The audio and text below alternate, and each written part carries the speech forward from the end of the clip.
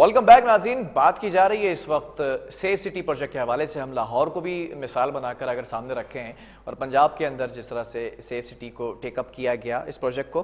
کراچی کا سب سے بڑا مسئلہ یہ ہے کہ کراچی کے اندر جرائم پر قابو پانے کے لیے پولیس کوششیں کرتی نظر آتی ہے، لیکن کہیں نہ کہیں وہ کارروائیاں، وہ ان کی اسٹریٹجی بے سود ثابت ہوتی ہے. اس کی سب سے بڑی وجہ جو خود I G Sindh, additional I G Karachi یا پھر D I G security and services, یہ تمام لوگ بشمول جو پولیٹیکل فیگرز ہیں وہ بھی یہ کہتے رہے ہیں کہ اگر سیف سٹی پروجیکٹ کو اس وقت یہاں پر پروجیکٹ کمپلیٹ کر لیا جائے تو شاید کرائم کنٹرول کے اندر جو ہے وہ مدد مل سکتی ہے. 2016 کی اگر بات کی جائے تو 2016 میں اس پروجیکٹ کا آغاز کیا گیا تھا، لیکن سیاسی طور پر ہم دیکھتے ہیں کہ وہ معاملہ کھٹائی کا شکار ہو جاتا ہے اور پھر اس کے بعد ہم اس چیز کو پھر پورا مکمل ہونے کی طرف نہیں دیکھتے ہیں. اسی زمرے میں اگر بات کی جائے تو director general Sindh safe city authorities doctor Maqsood Ahmed Memon نے بھی اگر یو اے ای کی بات کی جائے تو وہاں پر گلف اور انفارمیشن ٹیکنالوجی کے اندر پارٹیسپیٹ کیا، وہاں پر انوائٹڈ تھے. اس جگہ کا جو اس وقت یہ گلف انفارمیشن ہوا ہے ٹیکنالوجی کا 2022 کا، اس کا سب سے بڑا مقصد یہ تھا کہ مختلف ممالک وہاں پر موجود تھے، ان کی پارٹیسپیشن تھی.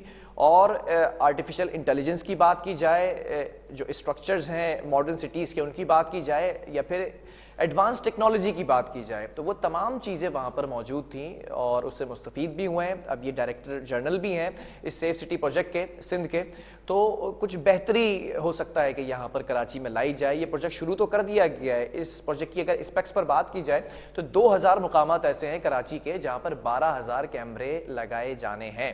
اور اگر میں سابق آئی جی سندھ کی بات کروں اے ڈی خواجہ صاحب کی، تو وہ یہ اعتراف کر کے گئے، اپنے منہ سے کہہ کے گئے کہ کراچی کے اندر کم و بیش 1200 کیمرے لگے ہوئے ہیں جن سے مدد لی جاتی ہے. اور آج بھی ہم دیکھتے ہیں کہ پرائیویٹلی جو ہے کوئی سبزی فروش ہے تو کوئی وہاں پر سپر سٹور ہے یا پھر کچھ اور شاپس ہیں، ان کے اپنے پرائیویٹلی کیمرے لگے ہیں جن کی مدد سے یہ سی سی ٹی وی فوٹیج لی جاتی ہے اور پھر کرائم سین کو کمپلیٹ کیا جاتا ہے. اب دیکھنا یہ ہے جو D I G security and services ہیں ڈاکٹر مقصود احمد میمن، یہ کس طرح سے اس کو ٹیک اپ کرتے ہیں. سندھ حکومت کی فل سپورٹ حاصل ہے اور خود بھی کافی کمپیٹنٹ ہیں، چیزوں کو لے کر چلنا چاہتے ہیں. ایک پائلٹ پروجیکٹ کیا گیا تھا، کچھ مقامات پر کیمرے لگائے گئے تھے اور ماضی کے اندر ہم نے یہ بھی دیکھا جو کرائم ہوا اس کرائم سین کو کمپلیٹ کرنے میں ان کیمروں کی وجہ سے مدد بھی ملی.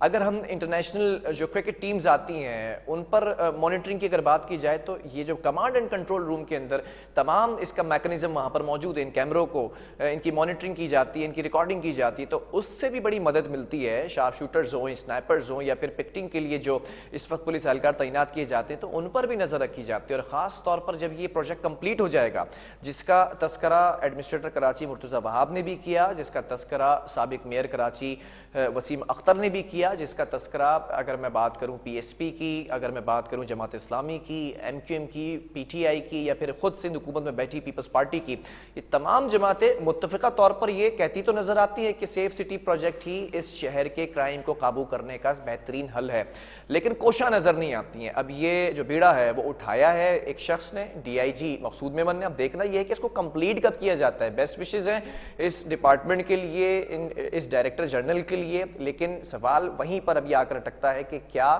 یہ جو ٹیکنالوجی وہاں پر باہر دیکھ رہے ہیں اس کو کراچی میں لانے میں کامیاب ہو سکیں گے. سندھ حکومت کی فل سپورٹ ہوگی، کیا اتنا بجٹ رکھا گیا ان تمام چیزوں کو یہاں پر ایگزیکیوٹ کرنے میں، کتنی ان کو جو ہے وہ سپورٹ حاصل ہے.